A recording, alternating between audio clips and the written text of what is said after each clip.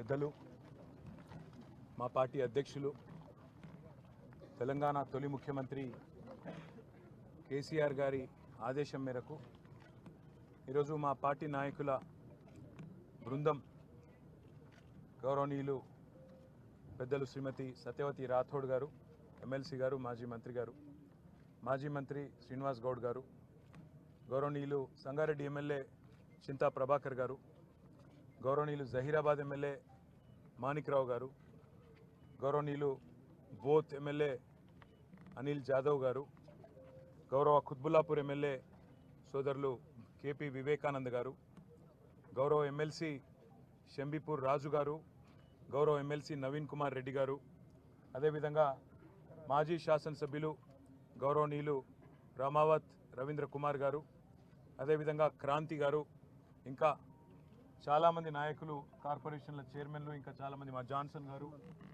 మాజీ ఎమ్మెల్యే బాల్కా సుమన్ గారు, ఇంకా చాలామంది నాయకులందరం కూడా కలిసి ఈరోజు లగచర్లలో జరిగిన నిరసనలో సమిధలుగా మారిన పేదలు ఎవరైతున్నారో తమ భూములు తమకే ఉండాలి, మార్కెట్లో 60-70 లక్షల ఎకరానికి ఉన్న భూములు ప్రభుత్వం అడ్డికి పావు షేరుకు రియల్ ఎస్టేట్ దందా చేసేందుకు గుంజుకుంటామంటే, మాకున్న జీవితాన్ని లాగేసుకుంటామంటే, ఉన్న మొత్తం జమీన్ అంతా గుంజుకుంటామంటే అట్లెట్లా ఒప్పుకుంటామని చెప్పి 9 నెలలుగా పోరాటం చేస్తున్న లగచర్ల, హకీంపేట, ఆ పక్కనే ఉండే 2 తాండాల అన్నదమ్ములు, ఆడబిడ్డలు నిన్న మొన్న ఈరోజు వరుసగా రాష్ట్రం మొత్తం చూస్తుంటే రోధిస్తున్నారు, ఆక్రోశిస్తూ ఉన్నారు.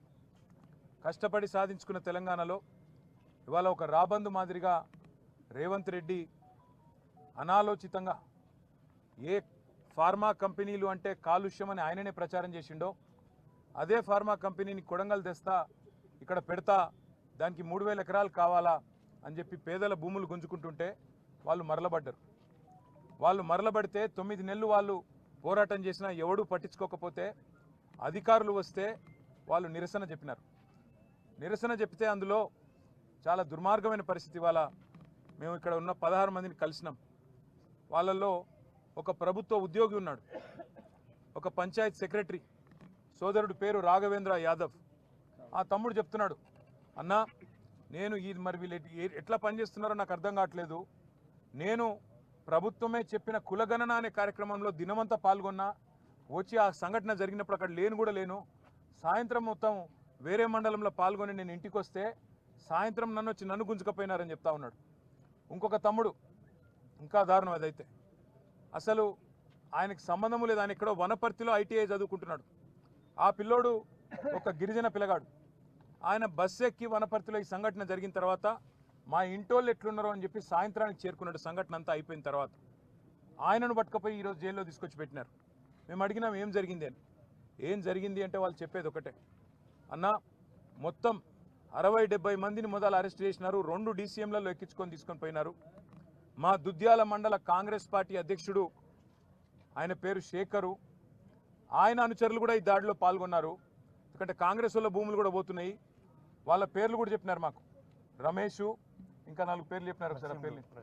నరసింహులు, రమేషు, ఇంకా రాములు నాయక్ అని కాంగ్రెస్ వాళ్ళు వాళ్ళ భూములు పోతుంటే వాళ్ళు దాడి చేసినారన్న.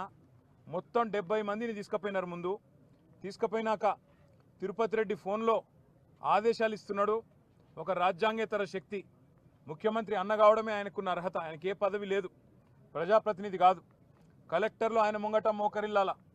ఇవాళ అధికారులు మొత్తం ఆర్డీఓలు, పోలీసు వాళ్ళు ఆయన చెప్పినట్టు ఆడాల. కొడంగల్కు ఆయన చక్రవర్తి, రారాజు. రేవంత్ రెడ్డి కాదు, అక్కడ రేవంత్ రెడ్డిది ఏం చెల్లదట, తిరుపతి రెడ్డిదే నడుస్తుందట. ఆ తిరుపతి రెడ్డి శిష్యుడు శేఖరు మండల కాంగ్రెస్ పార్టీ ప్రెసిడెంట్.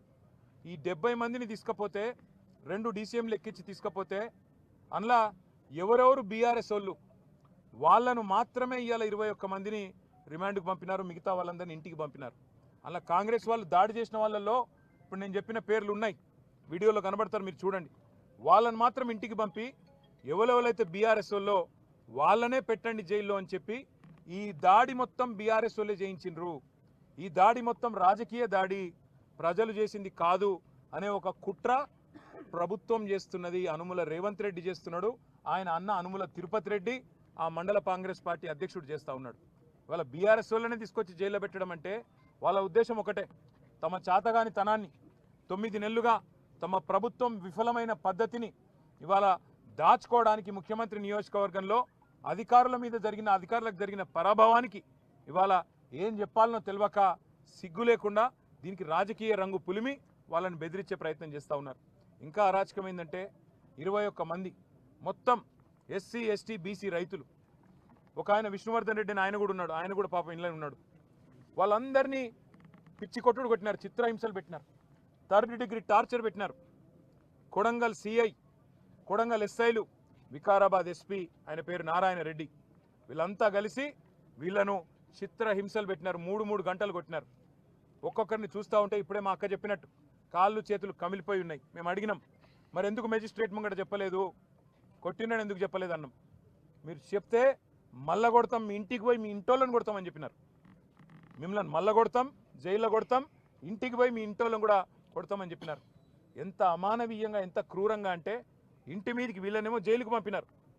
ఇంటి మీదికి బందిపోట్లను పట్టుకరానికే, ఒసామా బిన్ లాడెన్ లాంటి తీవ్రవాదులను పట్టుకరానికే ఎట్లయితే కూంబింగ్ ఆపరేషన్ చేస్తారో 100 మంది పోలీసులు వచ్చి ఇంటింటికి పోయి తలుపులు దర్వాజాలు తన్నుకుంటూ, గుద్దుకుంటూ, పగలగొట్టుకుంటూ, తాగి బూతులు మాట్లాడుతూ, కొంతమంది ప్రైవేట్ వ్యక్తులు, నేను పోలీసు వాళ్ళు అంటలేను, ప్రైవేట్ వ్యక్తులు కొంతమంది కాంగ్రెస్ పార్టీకి సంబంధించిన వాళ్ళు తాగి బూతులు మాట్లాడుతూ ఆ ఇండ్ల మీద దాడి కూడా చేయడం జరిగింది. అక్కడ ఉన్న మహిళలు, అక్కడ ఉన్న ముసలోళ్ళని భయభ్రాంతులు, పిల్లల్ని భయభ్రాంతులకు గురి చేయడం జరిగింది. వాళ్ళ రేవంత్ రెడ్డి కాంగ్రెస్ పార్టీ ఒకటి గుర్తుపెట్టుకోవాలా, భూమి మీద ఎవడు శాశ్వతంగా ఇక్కడే ఉండడానికి రాలే. నీ పదవి కూడా 5 ఏళ్ళే. అలా మీ ఢిల్లీ వాళ్ళ కోపం వస్తే రేపో ఎల్లుండి తీసి పారేసినా కూడా దిక్కులేదు నీకు. నేను ఒకటే గుర్తు చేస్తున్నా, రేవంత్ రెడ్డి చక్రవర్తివి కాదు, నువ్వేమి రాజువు కాదు, నువ్వేమి పెద్ద నియంతవు కాదు. నీలాంటి వాళ్ళు చాలామంది వచ్చిండ్రు, చాలా మంది వస్తారు ఇంకా భవిష్యత్తులో. ఒకటి మాత్రం పక్కా, పేదవాళ్లతోని ఎస్సీ ఎస్టీ బీసీలు, చిన్న సన్నకారు రైతులు ఉన్న మొత్తం భూమిని నేను గుంజుకుంటా, ఏమన్నా చేస్తా, నేను కొడంగల్ మాత్రం మా అల్లునికి ఫార్మా కంపెనీ పెట్టిస్తా అంటే ఇది తెలంగాణ సమాజం మాత్రం తప్పకుండా తిరగబడుతుంది. ఇలా కొడంగల్ మరలబడ్డది, రేపు తెలంగాణ మొత్తం మరలబడుతుంది. నీకు బాగా ఉన్నది, ఏదో కుట్ర అని చెప్పాలి, ఏందో జరిగిందని చెప్పాలి, జైల్లో పెట్టాలి. మా పట్నం నరేందర్ రెడ్డిని కూడా జైల్లో పెట్టిండు. సరే, రాజకీయ నాయకులను మమ్మల్ని జైల్లో పెడితే పెట్టినావు, మేము చూసుకుంటాం. ఎందుకంటే నిన్ను ఏం చేయాలో రేపు మేము అధికారంలోకి వచ్చినాక మాకు కూడా తెలుసు, మేమేం వదిలిపెట్టాం. కానీ ఒకటి మాత్రం పక్కా, ఇవాళ ఈ 21 మందిని ఎవరినైతే నువ్వు జైల్లో పెట్టినావో వాళ్ళ కుటుంబాలు, వాళ్ళ ఉసురు నీకు, నీ పార్టీకి తప్పకుండా తాకుతుంది. ఏ పేద ప్రజల ఓట్లతోనైతే కొడంగల్లో గెలిచినవో, ఏ పేద ప్రజలకైతే 420 హామీలు ఇచ్చి 6 గ్యారంటీలు 100 రోజులని నమ్మబలికి అఫిడవిట్లలో సంతకం పెట్టి గెలిచినవో, ఇలా వాళ్ళ ఉసురు పోసుకుంటున్నావు చూడు, తప్పకుండా వాళ్ళ ఉసురు నీకు తాకుతుంది. నేను ఒకటే మాట చెప్తా ఉన్నా, ఆ కుటుంబాలన్నిటికీ కూడా మీకు మొత్తంగా బీఆర్ఎస్ అండగా ఉంటుంది. తప్పకుండా 21 కుటుంబాలను మిమ్మల్ని బయటికి తీసుకొచ్చేదాకా బెయిల్ మీద న్యాయ పోరాటం మేమే చేస్తాం. రాఘవేంద్ర యాదవ్ అనే తమ్ముడికి నేను చెప్పిన, తమ్ముడు నా ఉద్యోగం ఏమవుతుంది అన్నా అని అడిగిండు. నీ ఉద్యోగం ఏం కాదు, రేవంత్ రెడ్డి మెడలు వంచైనా సరే నీ ఉద్యోగం అవసరమైతే సుప్రీంకోర్టు దాకా కొట్లాడతాం, నీ ఉద్యోగం పోనీయం తమ్ముడు అని చెప్పిన. అట్లాగే మిగతా తమ్ముళ్ళు కూడా ఎవరైతే భయపడుతున్నారో ఇవాళ తిరుపతి రెడ్డి దౌర్జన్యాలకు, పోలీసు వాళ్ళ దురాగతాలకు భయపడుతున్నారో వాళ్ళకు నేను విజ్ఞప్తి చేస్తా ఉన్నా, మిమ్మల్ని ఇంతకంటే పీకేదేం లేదు. ఇప్పటికే కేసులు పెట్టిండ్రు, అటెంప్ట్ మర్డర్ కేసు పెట్టిండ్రు, ఇక జైలు అనేది తెచ్చి పెట్టిండ్రు. ఇంతకంటే మీకేం పీకేదేం లేదు, ఇంకా ఉరి శిక్ష వేసేదైతే లేదు.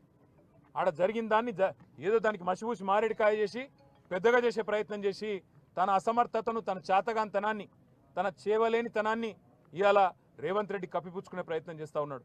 ధైర్యంగా ఉండండి, ప్రజాస్వామ్యబద్ధంగా కొట్లాడదాం. 60-70 లక్షల ఎకరం విలువ చేసే భూమిని 10 లక్షలకి అడ్డికి పావుషేరు గుంజుకుంటానంటే తప్పకుండా మీకు అండగా మేముంటాం. న్యాయస్థానాల్లో కూడా మీకు అండగా మేము నిలబడతాం. ఎవ్వరు కూడా బెదిరించినా, ఎందుకంటే వాళ్ళు భయపడుతున్నారు, బయటికి వచ్చినాక బెదిరిస్తారన్నా, మళ్ళీ కేసులు పెడతారన్నా, మళ్ళీ జైలుకు పంపుతారన్నా, మేము సంతకాలు పెట్టాల్సి వస్తుందేమో అన్నా అని చెప్పి వాళ్ళు భయపడతా ఉన్నారు.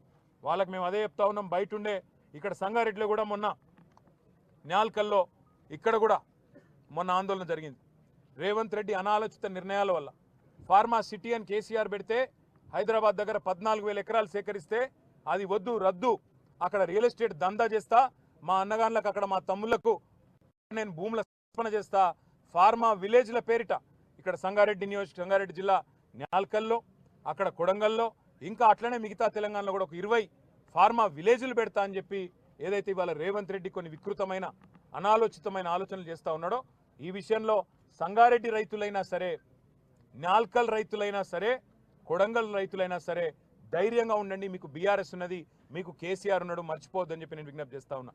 మీకు ప్రజాస్వామికంగా రావాల్సింది, న్యాయంగా రావాల్సింది ఇప్పించేదాకా మేము మీకు అండగా నిలబడతాం. వీళ్ళు ఎన్ని అక్రమ కేసులు పెట్టినా, ఎన్ని అక్రమ నిర్బంధాలు చేసే ప్రయత్నం చేసినా తప్పకుండా అవి మేము ఎదుర్కొంటాం. ఇవాళ సంగారెడ్డి కేంద్ర జైల్లో ఇవాళ వాళ్ళందరినీ కలిసిన తర్వాత మాకు అనిపించింది ఒకటే, తప్పకుండా ఈ ప్రభుత్వం పేదవాడి ఉసురు తాకి, పేదవాడి కన్నీళ్లలోనే ఇవాళ గిరిజన బిడ్డలు కన్నీళ్లు పెడతా ఉంటే అన్నా మమ్మల్ని కొట్టినారు చూడు అంటే, వాళ్ళు నిజంగా కూడా ఒక్కొక్కరు ఇప్పుడే అనిల్ జాదవ్ చెప్పినట్టు 30-40 కిలోలు కూడా లేని పిల్లలు, వాళ్ళు పాపం మాల్ న్యూట్రిషన్తో బాధపడే పిల్లలు, బట్టలు కూడా చక్కగా లేవు. వాళ్ళు కలెక్టర్ను కొట్టినరు, అటెంప్ట్ మర్డర్ అని పెట్టడానికి నీకు మనసెట్లా ఒప్పింది రేవంత్ రెడ్డి అని నేను అడుగుతా ఉన్నా. చేతనైతే మాతోని కొట్లాడు, చేతైతే రాజకీయ నాయకులుగా మాతోని తలపడు, అంతేగాని పేదలకు ఈ రకమైన కష్టం కలిగించవద్దు. బేషరతుగా ఇక్కడైనా సిగ్గు తెచ్చుకొని ఈ కేసులన్నీ వెంటనే రద్దు చేయాలి, వాళ్ళని వెంటనే విడుదల చేయాలని చెప్పి మేము డిమాండ్ చేస్తూ ఉన్నాం. దాంతోపాటు ఇంకా రాష్ట్ర వ్యాప్తంగా ఫార్మా విలేజ్ల పేరిట సంగారెడ్డిలో కావచ్చు, ఇంకొకడ కావచ్చు, ఏదైతే ఇవాళ పేదల నోళ్లు కొట్టే ప్రయత్నం జరుగుతుందో తప్పకుండా అక్కడ కూడా బీఆర్ఎస్ పార్టీ పేదలకు అండగా ఉంటుంది, రైతులకు అండగా ఉంటుంది అనే మాట కూడా మీకు చెప్తూ, ఆ కుటుంబాలన్నిటికి కూడా మేము బయట కూడా మా అక్క కూడా ఇప్పుడే చెప్పింది, ఒక ప్రెగ్నెంట్ అమ్మాయి ఉంది అందులో జ్యోతి అని, రేపు సత్యవతి రాథోడ్ గారు స్వయంగా ఆ అమ్మాయిని హాస్పిటల్ కూడా తీసుకొని పోతా ఉన్నారు. ఇది బీఆర్ఎస్ పార్టీ యొక్క మానవత్వం. ఇవాళ బీఆర్ఎస్ అనే పార్టీ ఈ రాష్ట్రంలోని పేద వర్గాలందరికీ అన్ని రకాలుగా అండగా ఉంటుంది. ఏ కష్టం వచ్చినా మేము ఉంటామనే మాట మళ్ళొక్కసారి చెప్తూ, మరి మీకు కూడా మీడియా మిత్రులకు గత 2 రోజులుగా ఈ సంఘటన అన్నింటిని కూడా కవర్ చేస్తున్నందుకు మీకు కూడా ప్రత్యేకంగా ధన్యవాదాలు, నమస్కారాలు. జై తెలంగాణ.